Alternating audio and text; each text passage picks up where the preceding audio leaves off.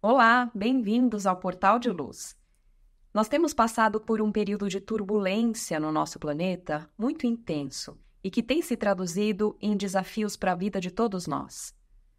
Nós vemos que as mudanças se apresentam tanto no âmbito coletivo, com dificuldades de toda a ordem, dificuldades econômicas, de saúde, de segurança, no meio ambiente, como também no âmbito individual, na vida de cada um de nós. Mas nós sabemos que a finalidade dessa etapa tão turbulenta é nos auxiliar na percepção do que, de fato, nós queremos elencar daqui para frente como valores verdadeiros para a nossa vida eterna.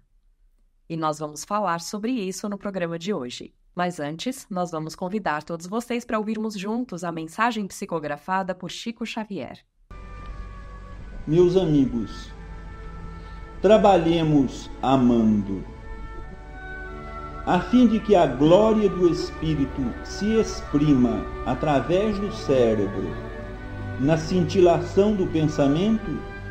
É preciso que a cabeça se ajuste aos variados departamentos do veículo carnal. Para isso, é indispensável que cada elemento do corpo seja respeitado em sua função específica. Os olhos são funcionários da visão.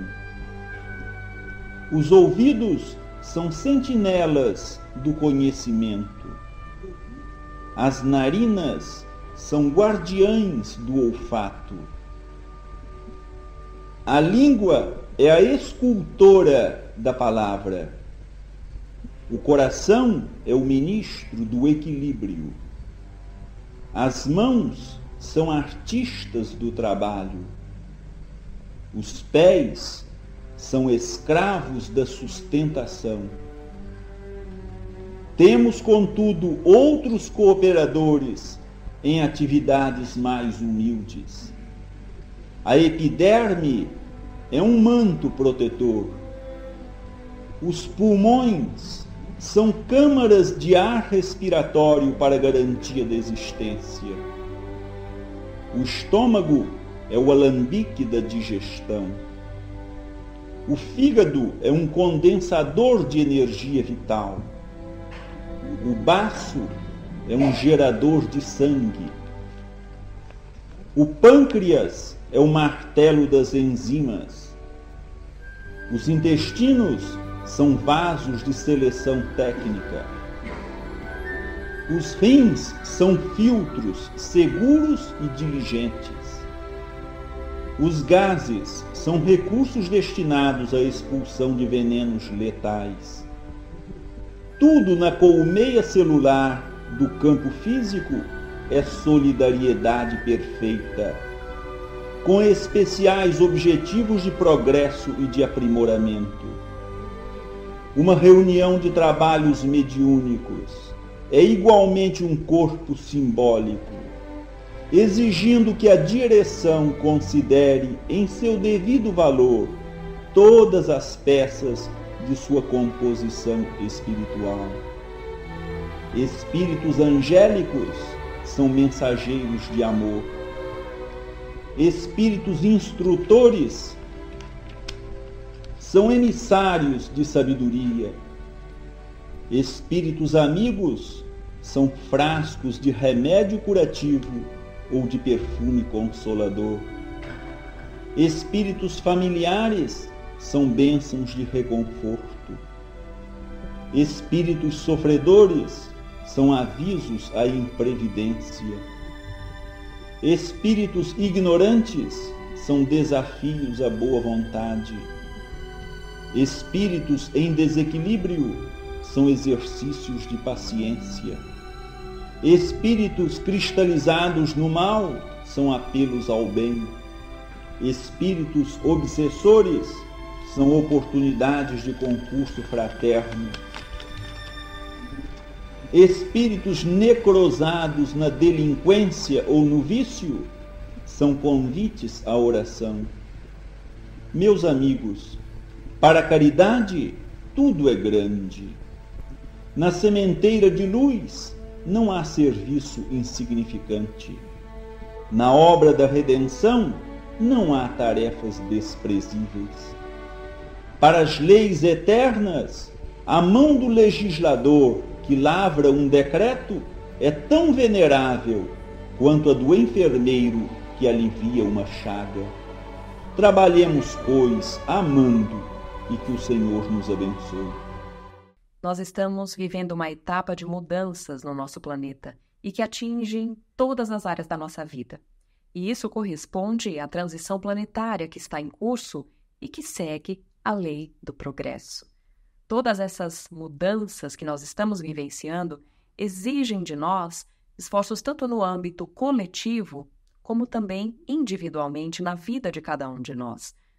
Após termos acumulado escolhas não tão benéficas ao longo dos séculos, ao longo das encarnações, nós estamos tendo a chance agora de observar as consequências disso tudo.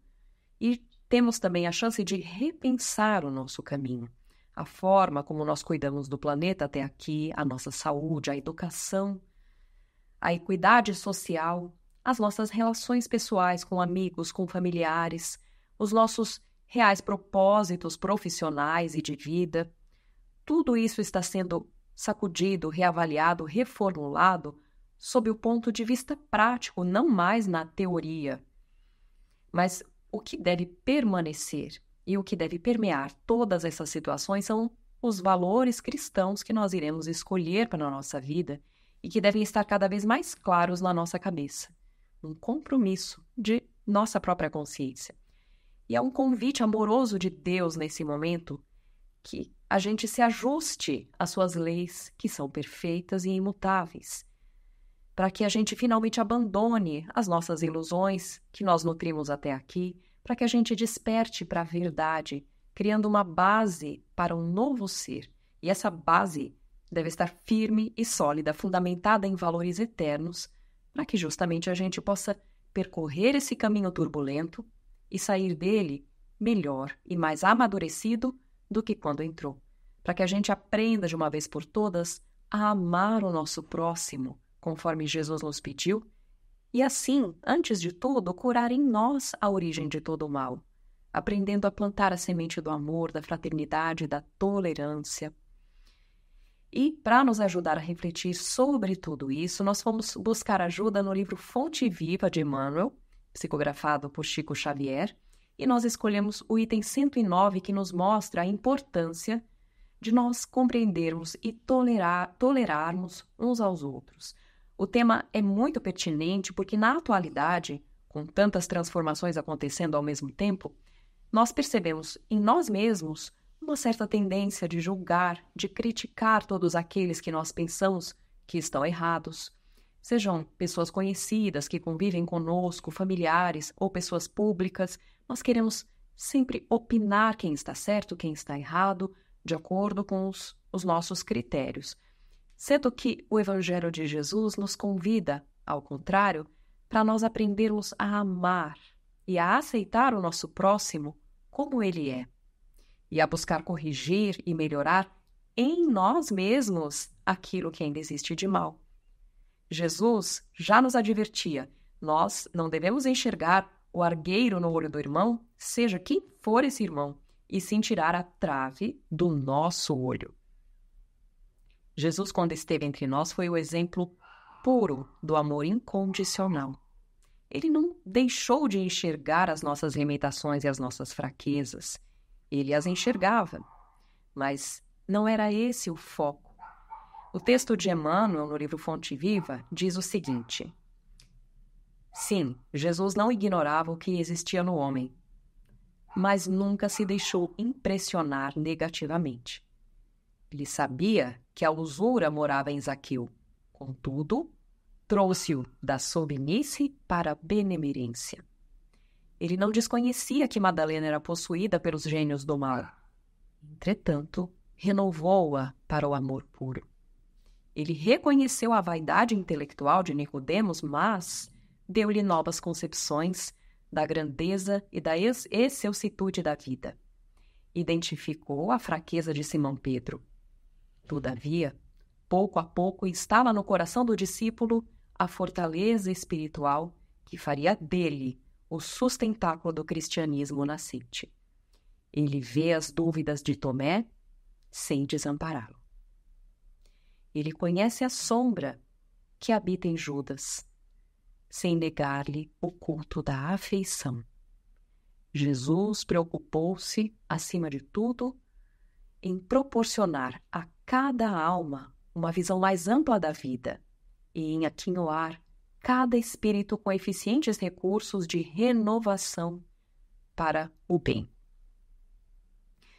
Ou seja, nessa leitura nós vemos que Jesus, que é o nosso modelo e guia, o nosso governador planetário, não usou do tempo que ele dispunha em contato conosco aqui para criticar os nossos erros, para mostrar as nossas quedas, mas sim para nos indicar o caminho da renovação. Porque críticas e intolerância jamais educam. Jesus educou pelo exemplo do amor.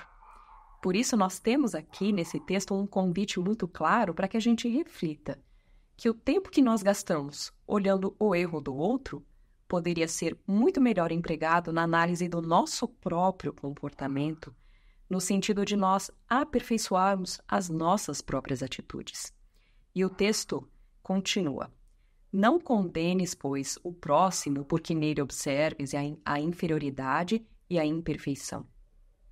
A exemplo do Cristo, ajuda quanto possas. O amigo divino sabe o que existe em nós. Ele não desconhece a nossa pesada e escura bagagem do pretérito, nas dificuldades do nosso presente, recheado de hesitações e de erros. Mas, nem por isso, deixa de estender-nos amorosamente as mãos.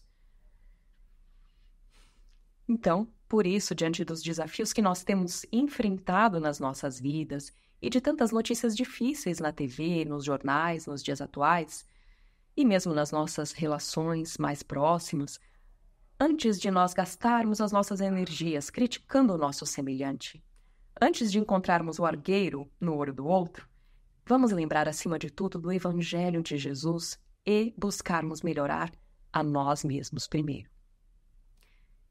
Imagine como será difícil nós percebermos, ao desencarnar, que mais uma vez nós estivemos aqui, tivemos a oportunidade de avançar e desperdiçamos a encarnação somente olhando para os erros dos outros, para as falhas dos outros. Vamos aprender a amar mais e nos aplicar com toda a força na nossa própria reforma íntima.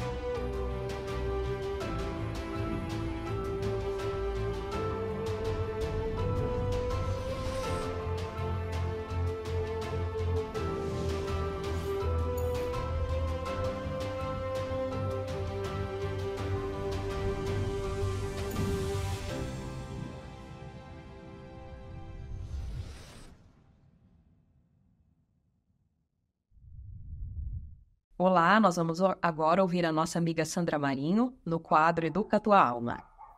Olá, queridos amigas, queridos amigos. A vida não está fácil para ninguém. Costumamos nos expressar assim diante de nossos desafios diários e ao saber dos perrengues enfrentados por outras pessoas. Nesse sentido, sabemos que estamos num mundo de provas e expiações e certamente nos depararemos com questões complexas que vão exigir de nós tudo que não tivemos no passado, ou seja, compreensão, paciência, aceitação, discernimento e por aí vai.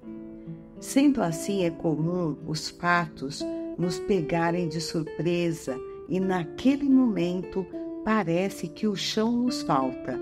Sentimos diante de uma catástrofe e comumente pensamos que está tudo perdido. Já se sentiram desta forma alguma vez? Eu tenho certeza que sim. Por vezes nós ou alguém querido é acometido de uma doença ou deve passar por uma cirurgia delicada. E quanto parte os nossos entes queridos, então, parece que o vazio que nos deixam é infinito, que nada é possível preencher, sem falarmos, é claro, das perdas materiais, como do emprego ou do negócio mal sucedido. Enfim, nós se ficarmos aqui relacionando o tanto de golpes comuns que se sucedem conosco e com as outras pessoas, com aqueles que amamos, o tempo do nosso programa seria insuficiente. Por outro lado, já perceberam quantas vezes, mesmo um fato com o poder de um tsunami nas nossas vidas, passa de alguma forma, se resolve, ou simplesmente passa. Entretanto, tem um detalhe super importante que negligenciamos, principalmente quando estamos em meio a uma situação de prova. É que tudo nos ocorre, ou seja, tudo que nos acontece está inserido num contexto mais amplo e tem um objetivo maior. Na verdade, tem sempre uma lição a nos trazer. Não são fatos isolados, perdidos ao acaso, cujo único foco é nos aborrecer e nos fazer sofrer. Não raro, quando nos damos conta, percebemos que nem tudo está perdido e que nada como um dia após o outro. Por isso não dá para, diante de uma provação, pensar que não tem jeito, que está tudo acabado, nada tem remédio e nada mais de bom poderá nos acontecer. Quando estou passando por uma contingência maior, eu lembro sempre de uma velha história, no rol de contos chineses, que é de um fazendeiro chinês. Eu ouvi essa historinha há muito tempo, quando eu buscava, aliás, eu continuo buscando, consolidar a fé em meu coração. A história é assim: era uma vez um fazendeiro chinês e um dia o seu cavalo, o único cavalo que ele tinha, fugiu. Isto era visto como uma tragédia nos velhos tempos no Império Chinês. O cavalo era tudo para um agricultor na execução de muitos serviços. Assim, os vizinhos vieram até ele lamentando como aquele acontecimento era um grande infortúnio para ele, Mas, diante dos comentários dos vizinhos, o fazendeiro respondia apenas: Talvez no dia seguinte o cavalo que fugiu voltou trazendo com ele 7 cavalos selvagens. E os vizinhos apareceram novamente para o fazendeiro, dizendo que isto era uma grande sorte, que o fazendeiro, assim, nossa, tinha realmente sido aquenhoado, né, com esta sorte maravilhosa. Mas o fazendeiro não se deixou levar pelos comentários e respondeu apenas, talvez. Depois disso, o filho do fazendeiro tentou domar um dos cavalos selvagens e caiu, quebrando uma das pernas. Os vizinhos então vieram lamentar o ocorrido, dizendo que aquilo era muito ruim. Imaginem perder a ajuda de um filho jovem, robusto da lavoura. Mas o fazendeiro novamente comentou apenas, talvez. No dia seguinte apareceram na aldeia oficiais que estavam recrutando jovens do sexo masculino para serem soldados do exército do imperador, que estavam nas linhas de frente para que eles lutassem nas linhas de frente nas fronteiras. No entanto, eles não levaram o filho do fazendeiro por conta da sua perna quebrada. Então os vizinhos vieram ao fazendeiro exultantes, comentando a grande sorte, a sorte grande do fazendeiro e da sua família. Mas o fazendeiro, impassível, respondeu somente, talvez. Bom, gente, a nossa vida não é assim? Eu adoro esta lição, porque a vida se constitui de ciclos, né? E nada é absolutamente maravilhoso e impecável, né? Assim como nada também é totalmente ruim, uma desgraça sem fim. Tudo tem um meio termo. Claro, gente, que não vamos aqui vibrar com a alegria, né, do momento ou nos preocuparmos com a tristeza. Veja bem, nós estamos aqui tirando a seriedade, né, do momento de algo sério que nos acontece e nem também vamos deixar de ser alegres. O importante é termos a convicção de que tudo passa. Nos movimentos, as coisas mudam de lugar. Passamos a ter outras necessidades, né? E ainda não conseguimos discernir sobre o que é realmente bom para nós. Eis porque estamos mergulhados neste processo chamado vida. Pensemos nisso. Um grande abraço e até o próximo encontro. E agora nós vamos ouvir o nosso amigo Maida com o Momento Doutrinário. Olá, amigas e amigos. Como sempre, é muito bom estarmos juntos em mais um Momento Doutrinário. Hoje convidamos a todos para continuarmos nossas reflexões sobre o tema Guerras, por que acontecem? Cujos esclarecimentos foram nos trazidos pelos espíritos da codificação espírita, conforme consta no O Livro dos Espíritos, questões 742 até 745, e também nos esclarecimentos a respeito de cada questão que o espírito Miramês, através da psicografia de João Nunes Maia, nos legou no livro Filosofia Espírita. Hoje, vamos nos focar na questão 743 do O Livro dos Espíritos. A guerra desaparecerá um dia da face da terra? E os espíritos da codificação respondem: sim, quando os homens compreenderem a justiça e praticarem a lei de Deus. Então todos os povos serão irmãos. E o espírito Miramês complementa estas colocações dizendo: as guerras desaparecerão certamente da face da terra quando os homens nela estagiados compreenderem o amor e passarem a amar a Deus sobre todas as coisas e ao próximo como a si mesmos. Esse dia deve chegar pelo somatório de todos os esforços das almas de boa vontade.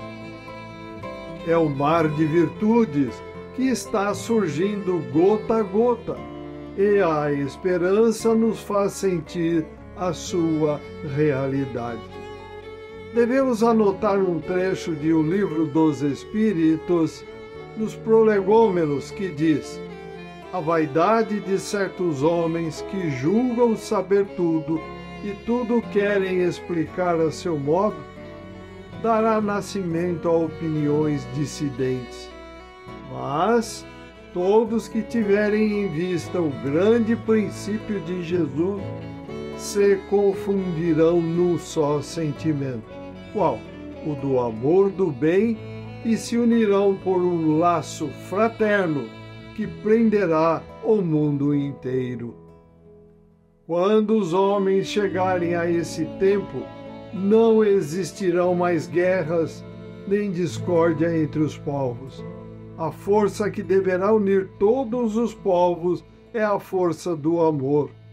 É nesse empenho que se encontra a doutrina dos Espíritos, mostrando a todos os povos de todas as nações do mundo que somente o Cristo de Deus tem condições de ajudar a estabelecer a paz no mundo, porque as formas que são inúmeras dos seres humanos se modificarão e reencontrarão o paraíso perdido que estão dentro de cada um.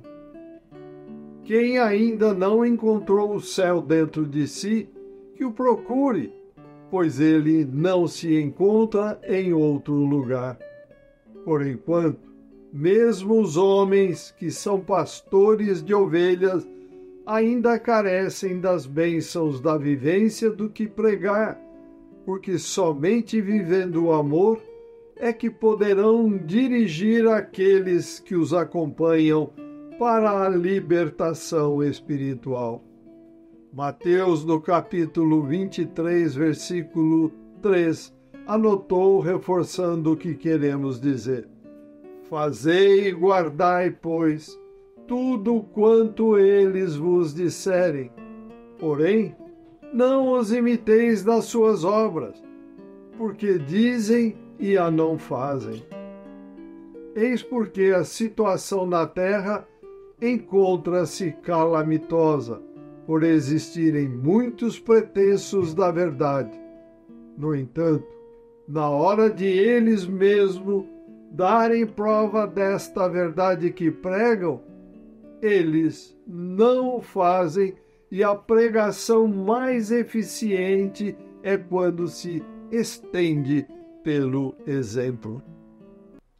Da face da terra as guerras desaparecerão, mas só quando os homens limparem o seu interior dos sentimentos inferiores, quando as paixões deixarem de existir, quando os seres respeitarem a lei de justiça, para que o amor possa se estender e dominar todos os corações. As guerras têm utilidade somente para os seres inferiores. Para aqueles que já aprenderam a lição do sofrimento, elas não têm mais razão de ser. A conjunção da verdade vai entrar em completa conexão com o amor, e as almas que trabalharam para tal advento, essas herdarão a terra, quando o paraíso interior dos espíritos deverá refletir para fora em tudo aquilo que se expressar no mundo. Ai, os seres humanos passarão a beber o Evangelho na água que mata a sede, nos alimentos que matam a fome e no próprio ar que lhes dá a vida.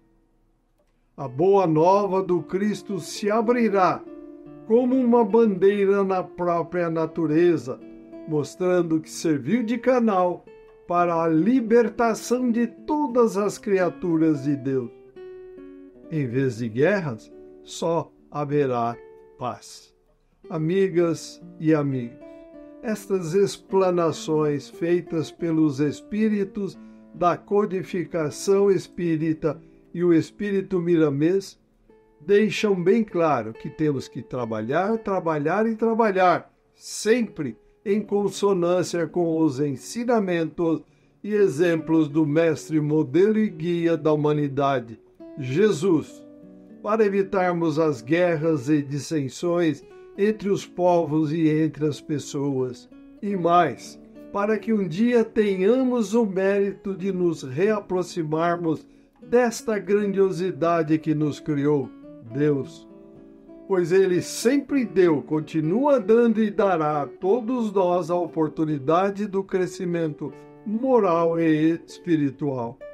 Só temos que agradecê-lo pelas grandiosas oportunidades que dele sempre recebemos.